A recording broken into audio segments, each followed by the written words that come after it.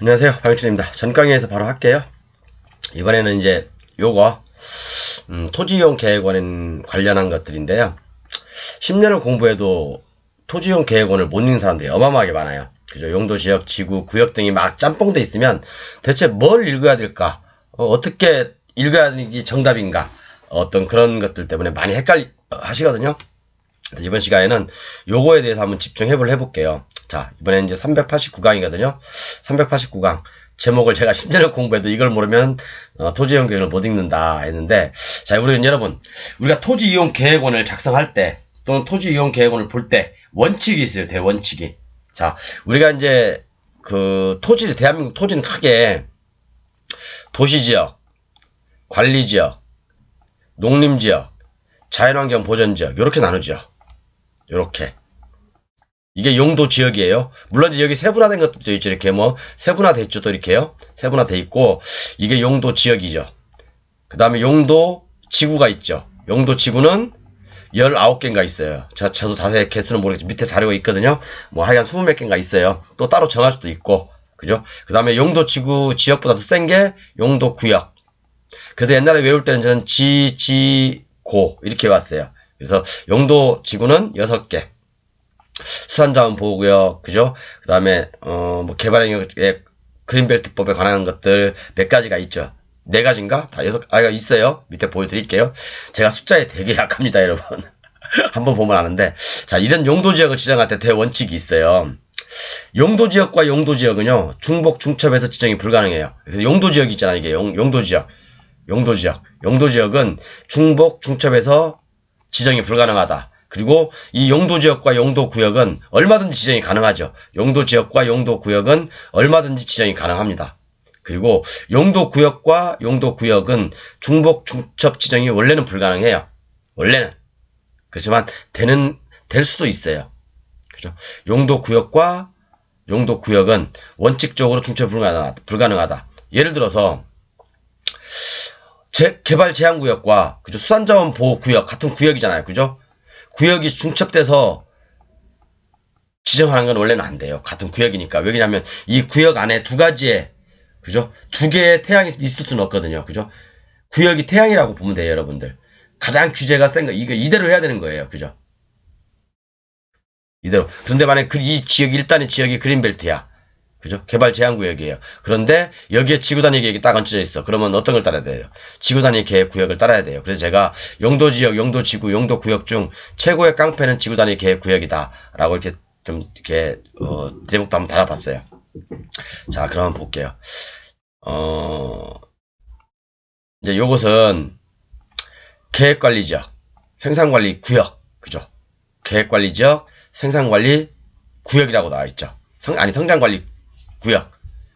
지역과 구역이 따로 있죠. 같은 지역은 없죠, 여기에. 그죠? 그리고 밑에 보면, 이렇게 특별대책지역. 어차피 보시면, 저 같이 공부하시면 다 아실 거예요. 특별대책권역. 그 다음에 공장 설립 승인 지역. 그죠? 이것은 수도법의 근거를 두고 있죠. 그죠?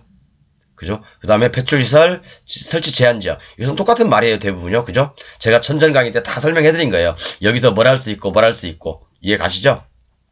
그렇기 때문에 그렇기 때문에 여러분들 이런 것들 토지이용 계획을 한번 딱 봤을 때 읽으실 줄 알아야 돼요. 그죠? 그러면 성장관리 계획구역이라 하더라도, 그죠? 이 특별대책 권역의 법을 따라야 되는 거고, 그죠? 그 다음에 공장을 설립하고자 하는 사람들은 공장 설립 승인을 받아야 되고, 승인도 제가 어렵지 않다고 했지요? 그죠? 뭘 하면, 그죠? 제 교재에 나와 있죠? 그렇게 나와 있고, 요렇게 읽으시면 돼요. 그죠? 요런 걸 못 읽은 사람도 많아요. 대체 이 법 자체를 모르니까. 제가 이 공법에 대해서는 지금 이런 공인중개사에서 배우지 않는 법들을 지금 다 얘기해놨습니다. 제 교재에 다 실려 있고요.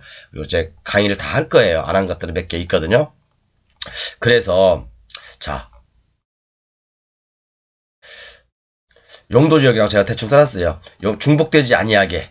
그죠? 그래서 용도지구는 토지이용, 여기 똑같은 내용이에요. 토지이용, 건축물의 용도, 건폐율, 용적률 높이 등 제한. 그죠? 그리고 용도지구는 토지이용, 건축물의 용도, 건폐율, 용적률 높이 등을 강화하거나 완화. 그죠? 강화하거나 완화. 그 다음에 용도 구역은 똑같은 내용이죠. 건축물의 용도, 건폐율, 용적률 높이 등에 대한 강화나 완화. 그죠? 똑같은 말이에요. 그러니까 용도 지역에서 이게 거대한 용도 지역이에요. 이게 큰 용도 지역이에요. 이 안에, 그죠? 이 안에 용도 지구를 정할 수도 있고, 이걸 용도 지역은 건폐율 등을 완화, 강화할 수도 있죠. 또 용도 구역을 지정할 수도 있다. 왜? 이것도 건폐율을 또는 높이 또는 건축물의 용도 이런 것들을 강화나 완화할 수 있는 곳이죠.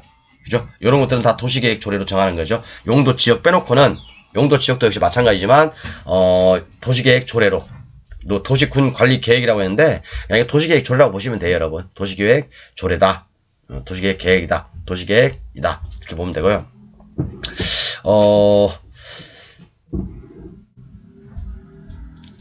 그 내용이고 어쨌든 제가 이제 이 그림은 그냥 캡처해서 넣어놓은 거예요. 자, 그래서 우리가 여러분 제 강의 교재에 보면 81강에도 제가 해놨습니다. 81강에도 해놨으니까 나중에 참고하십시오. 제 81강 보시면 되고 용도 지역 제가 이제 국토계획 및 이용에 관한 법률에서 용도 지역을 쭉, 그죠? 주상공록, 그죠?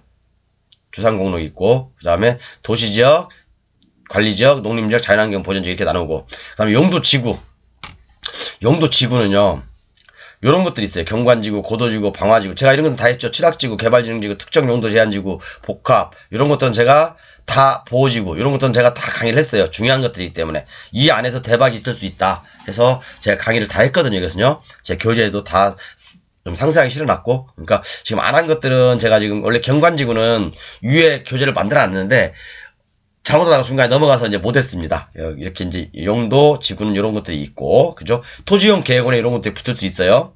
그 다음에 용도 구역이죠. 용도 구역은 딱 네 가지네 보니까 개발 제한 구역, 그죠? 도시 자연공원 구역, 시가화 조정 구역, 수산자원 보호 구역. 그래서 다른 용도 지역, 용도 지구 또는 이런 것들이 용도 구역하고 딱 부딪히잖아요. 그럼 요 법을 따라야 되는 거예요. 요 법을, 그죠? 요 법을 따라야 된다고, 요 법을. 요게 우선이라고, 요게. 이게 제가 얘기했죠. 바로 전강의 때. 380, 몇 강이지? 388강이죠. 388강에서 그런 말씀 드렸어요. 용도 지역, 용도 지구, 용도 구역이 있으면 얘가 대빵이다, 얘가 대빵. 그렇지만 이런 용도 지역, 용도 지구, 용도 구역보다도 이것보다도 더 대빵인 놈이 있어요. 깡패가 있어요. 바로 뭐냐면 지구단위 계획구역. 그죠? 지구단위 계획구역이라는 게 있어요.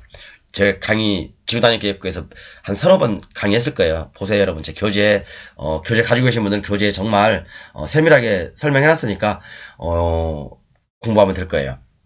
그래서 이 용도지역, 용도지구, 용도구역보다 더 센 놈이 지구단위 계획구역이다. 만약에 여기서 수산자원 보호구역이 딱 얹혀져 있어. 만약에 여기서 이 용도지역에 계획관리지역에 수산자원 보호구역이 딱 얹혀져 있어요. 그죠? 수산자원 보호구역이야, 이게. 그러면 사람들은 계획관리지역에 땅이 좋다고 하는데, 그죠? 이것만 봐서는 계획관리만 보면 좋죠. 그렇지만 계획관리 용도지역을 따르는 게 아니라니까요. 이 센 놈을 따라야 된다고. 수산자원 보호구역. 그런데 수산자원 보호구역 안에서도 여기가 지구단위 계획으로 딱 묶여 있어. 그럼 뭘 따라야 돼요? 깡패를 따라야지, 깡패. 얘가 대빵이니까 지구단위 계획. 그죠? 이 깡패 지구단위 계획 구역을 따라야 되는 거예요. 그죠? 그래서 여러분 이렇게 토지의 체계를 모르면 여러분 백날 공부해도 소용없어요. 백날 공부해도 소용없다고요. 뭔 말인지 몰라요. 그렇기 때문에 저랑 같이 이렇게 교재랑 같이 공부하시면 좋아요. 그래서 이런 것들이 있고요. 그 다음에 그렇기 때문에 우리가 여기서 핵심이 뭐냐면 뭘 강의하려고 하냐 이게. 그래서 이런 것도 딱 봤을 때 어떤 거냐, 아까 이거 딱 봤죠. 계획관리지역, 용도지역은 계획관리지역이야. 그죠? 성장관리 계획구역이야. 그죠? 여기까지만 봐서는 성장관리 계획구역을 법을 따라야 되겠죠. 그렇지만 가축사육 제한 구역이 몇 개야 여기서는. 그죠? 하나, 또 하나죠. 그죠? 여기서 배출시설 여기서부터는, 그죠? 수도법, 환경정책 기본법 그런 거 따르니까 여기서 허용되는 건축물을 지어야 되고, 이 조건에 맞는 건축물을 지어야 되고, 가축사육도 안 되고, 가축사육도 허가가 있고 신고가 있다. 그죠? 그렇기 때문에 자, 여기 이 법을 따르는 게 맞다. 그죠? 이걸 계획관리지역의 허용행위를 따르는 게 아니라 이 법을 따르는 게 맞다. 이해 가시나요? 그죠? 그죠? 여기에 반해 지구가 구역이 두 개일 수도 있어요. 이렇게요. 구역이 두 개일 수도 있다.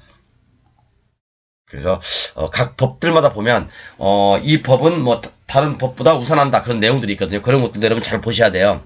그러면 여기서 공인용 산지다. 공인용 산지다. 공인용 산지하고 계획관리지역가 딱 계획관리지역에 물론 공인용 산지가 될 수는 없어요. 거의 다. 그죠? 보전산지나 준보전산지에 공인용 산지가 지정되거든요. 보전산지나 준보전산지에 이제 주로 공인용 산지가 지정되는데 임업용 산지나 공인용 산지 지정되는데 계획관리지역하고 공인용 산지는 같이 지정되는 경우가 거의 없습니다. 거의 없다고 보시면 돼요. 그죠? 그래서 오늘은 이렇게 이런 수산자원 보호구역, 용도 지역, 뭐 이거 뭐 추산공록, 뭐 녹간농자 그런 걸 얘기하는 게 아니라 그죠? 저는 어떤 원리, 그죠? 어떤 게 제일 센 놈인가, 어떤 법을 따라야 되는지 그걸 설명을 하는 거예요. 용도 지역, 용도 지구, 용도 구역이 있다. 그런데 이쪽이 만약 토지용 계획원에 이것도 있고 이것도 있다. 그러면 이놈을 따라야 되고 이것도 있고 이것도 있다. 그러면 이놈을 당연히 따라야 되는 거고 요것도 있고 요것도 있다. 그러면 요놈을 따라야 되는 거고 이해 가시죠? 만약 계획관리지역 요것만 있다. 그러면 요놈만 하면 되는 거고 그죠? 이해 가시죠? 그런데 이것들을 다 무마시킬 수 있는 깡패가 다 평정할 수 있는 깡패가 지구 단위 계획구역이다. 지구 단위 계획구역이다. 그렇게 보시면 됩니다. 얘가 제일 센 놈입니다. 얘가 제일 깡패예요. 이해 가셨죠? 감사합니다.